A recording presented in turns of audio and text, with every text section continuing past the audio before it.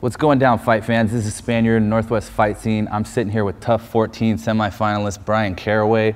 We're here at Yakima MMA. We got a couple of questions for the man. Obviously, you got a tough fight coming up, but after that, I want to talk about, first off, let's talk about getting into the house, the fights that you had getting into the house, and you told me you had a story about some stuff that happened to you before getting into the house.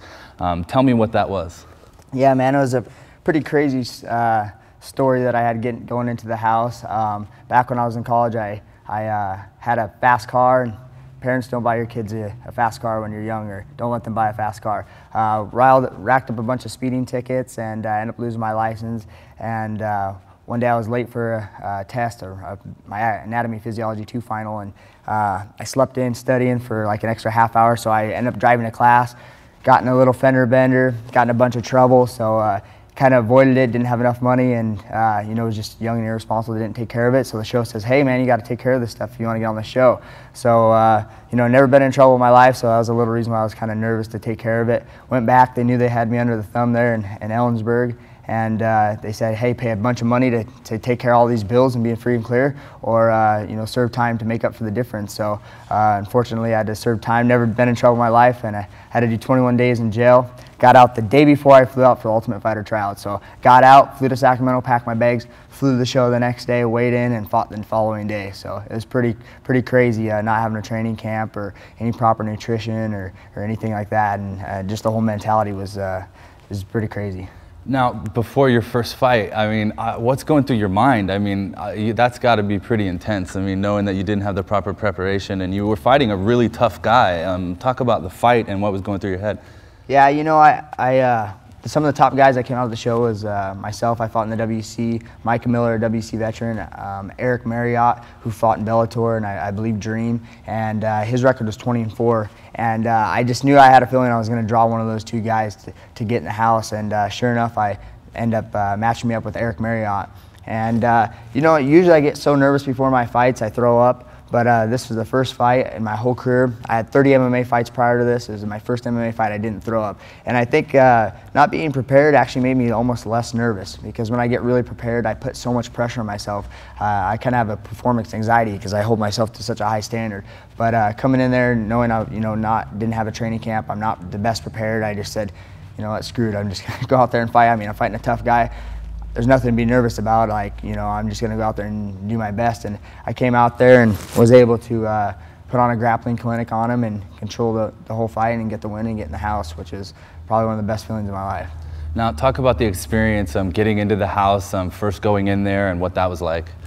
Man, it was just, everything was so surreal. We pull up to this house, it's a 15,500 square foot house, huge double doors that are ceiling high doors that you walk in the house, and it was just the decorations and the architecture of the house was just unbelievable. You know, it didn't kick in for a while. You know, for the first week or so, everything just seemed so crazy. And right off the bat, nobody wanted to fight the first fight to get in the house, and except Johnny Bedford. He's a 135-pounder. He wanted to fight to get in the house, but he hurt his hand. So he's like, oh man, you know, I don't want to fight now because I hurt my hand like the first week of practice. And so I stepped in and said, hey, you know what, I'll fight first. I don't care, man. Like, I just want to get it out of the way. You know, my nerves are calm now. I know I'm not in the best shape, but like, I just want to get it out of the way so I have a break to, you know, get ready for the semifinals. So I knew if I fought first, I was going to have a good 3 weeks before I fought again. So everybody agreed, and I stepped up and fought Marcus Brimage, he's a really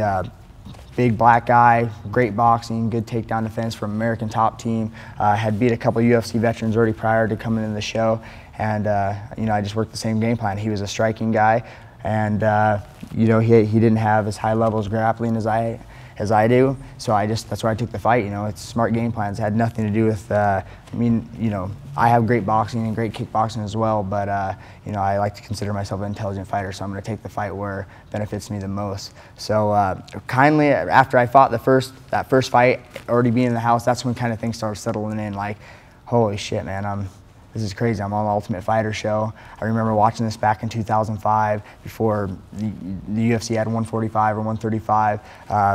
You know, before anything, I'd look at these guys that are in the UFC and I'd hold them so high on a pedestal. And now I'm here going through all the same process to get in the UFC and in the show, and it was just unbelievable.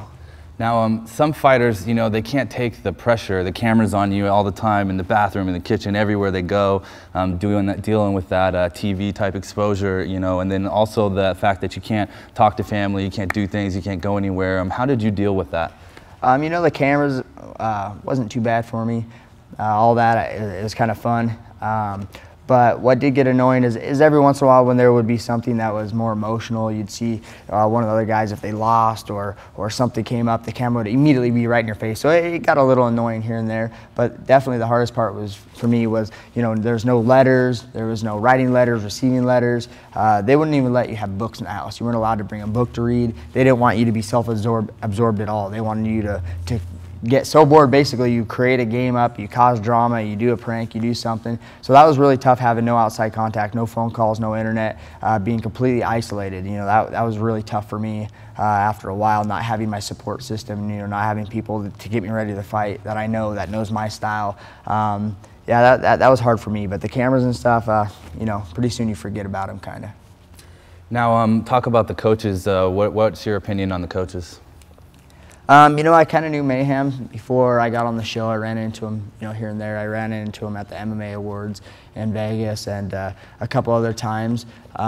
So, you know, I was familiar with him and got to hang out with him a little bit. Bisbee, I never really got to personally meet and hang out with, but just seeing him on TV, you know, I didn't like the guy's persona, but I also know TV can, you know, persuade someone to look a certain way. So, you know, I was kind of trying to be not judgmental and reserve my feelings, and then after being on the show, I realized Michael Bisbee is really a dickhead. That guy's a jackass. You know, they're not perceived.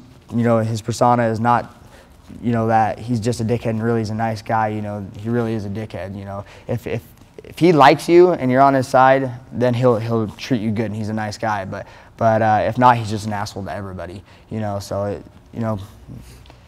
Yeah, just not too many guys liked him. Even the guys on his team, he wouldn't show up to practice. He wouldn't show up for team picks a couple times, as you saw on the show. He just really didn't care. He'd come in, their whole team said he'd come in smelling like booze and drunk and talking about strippers the night before. So, you know, I don't really like the guy too much, you know. Now, what did you take away from the training aspect of the show? Fortunately, I've got to train quite a bit all over the world in the United States, and I've got to train with some really high-level, world-class guys. So for me, it wasn't anything that was like any shock and awe, like, oh my God, you know, the first time being with phenomenal coaches. You know, I've been pretty fortunate to train with some high-level guys, but I definitely did learn some few things. You know, every pro that's a high-level pro has their own flavor and has their own techniques and things that they're good at, and their own little twists on each little technique. So, you know, I definitely picked Mayhem's brain and you know, stole a few little things here and there, and not only from him, but other guys on the show. You know, 35, 45, if they had one little thing that I liked, you know, I would try to, you know, start mixing my arsenal. So it was definitely an overall great experience. All we had to do is, you know, wake up, train in the morning. Had awesome athletic trainers, ice machines, anything we possibly wanted we had at our disposal. And then we got to train at nighttime, so we didn't have to worry about anything else besides our nutrition and, you know, training hard as hell. So that was really nice. You know, it forced you that's the only thing you had to think about. There's nothing else, you know, no everyday life things, bills, this, that. You know, you're in there, you're in the moment, and you're there to do one thing. So that was pretty nice to just be able to really focus on that. Now, you talk about how they kind of alter the show a little bit to almost make guys go nuts and do pranks. One of the pranks was Akira Corsani coming at you with the hair thing. How did you somewhat hold yourself in the composure and not go crazy and kill the guy? You know, I was about to kill the guy, and then next thing you know, there's an $80,000 camera that's this big in your face right here, and then you're like, oh, I'm on a reality TV show. Like, they're like right in your face, and I'm like trying to be mad at him, and then like looking at the camera, and like people are crowding around, all these cameramen and boom guys are like chasing after you down the hall, and then you're like realize kind of like, oh, okay, now I remember what I'm here for. And you know, that helped me keep my composure to realize what I was there for. But yeah, that guy, you know, Akira, man, that guy is just a guy who has to pump himself up. You know, really, in reality, he's insecure with himself, and you know, I think coming from Europe, I don't think he has the best confidence in himself. You know, I believe the best fighters in the world are here in America.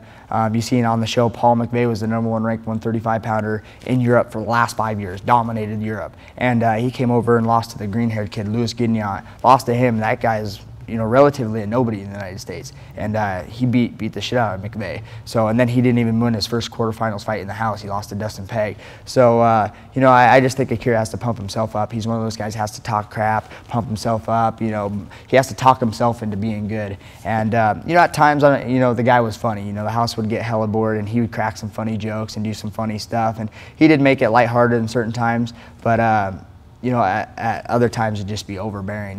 The whole entire team, even including his team, got sick of him. At one point, we decided to say, you know what, this guy's pranking everybody else, so we're gonna get him back. So he'd drink these acai shakes every day, like these like yogurt shakes. So one of my buddies, TJ Dillashaw, was on his team, would always make it for him. So everybody, even his team, got in on it. It's like, okay, this guy's fucking annoying. We want to have one peaceful night, without him just running his mouth. So we took a bunch of melatonin pills, crushed them up, took some Tylenol PMs, put like five Tylenol PMs, crushed them up, took a whole bar of X-Lax pills, crushed them all up, put it in there, blended up all these like X-Lax and sleeping pills. I'm like, dude, he's gonna like pass out and shit himself the whole night. Like, I mean, there was so much, like, there's no way he could stay awake and not go to the bathroom at the same time. So we got this whole bowl of this concoction all mixed in there, and you can't really taste it because acai is so tart. So here he is, the funniest thing ever, running his mouth. He's eating his acai bowl, trying to tell some crazy story how he was in shark-infested water, doing something crazy. And he puts down his bowl and starts telling this crazy story. Well, apparently, I guess one of the producers told one of the guys, Marcus Murman's the guy I actually fought and put out, told him to, hey, go get that bowl away from him. We don't know if that's going to make him sick or what, because you guys put all kinds of stuff in there. Go get it away from him. So Marcus comes by and pretends to knock off the bowl onto the floor. And we didn't know that. At first, like, we didn't know that it was an accident because he made it look like an accident. We were all like, oh, God, oh, man, everybody, we're going to bed. Like, we were all so pissed off that he knocked over the bowl. And everybody was so pissed at Marcus, like, God, and Akira's like, what? We'll just make some more. And everybody is so mad at Marcus, and he's like trying to individually tell everybody, the producers told me to knock it over, man. But yeah, that was a pretty funny story. Another funny story is that has to do with Akira, is that he would make up such elaborate stories. We started, coming together and be like, you know what, let's start making up crazy stories that don't even happen, just crazy stories. The craziest story that we can possibly make up that might still be believable, and let's see if he can top that, because Akira is the ultimate one-upper. So we'd come up with random crazy stories that most people wouldn't even believe. And somehow, no. One time, I speak 7 languages. So I was in this country, and there was the tanks going by, and he'd come up with, and we'd just start busting up laughing. Like, dude, that story's not even fucking real. Like, we just made that up to make you look like an idiot. But, like I said, he was funny at times, and sometimes he'd get annoying. But, just like everybody in the house, people had their strength and personality qualities, and some people, would be annoying at times, so. Now, in a week, the semifinal fight between you and Diego Brando's coming up. Talk about what it's like being here back in the Northwest in the home and watching it with all your family and friends and the people you grew up fighting with. Yeah, it's great to be back in the Northwest while the show's airing. That's kind of part of the reason why I came back up here. A lot of people know me from here. In California, I only lived there a year, so I don't have a lot of friends and family there besides the people I train with, and I just wanted to come back home and be around the people that I love and the people that really appreciate me while the show is airing, so I can spend time with the loved ones, and also for marketing purposes. People up here, I'm from here. It's a lot easier to sell myself, to say, hey, I'm from Washington. I'm on this reality TV show. Let me do an autograph signing session. For marketing wise, say, hey, give me $1,000. I'll come and sign some autographs. We'll watch the show. California.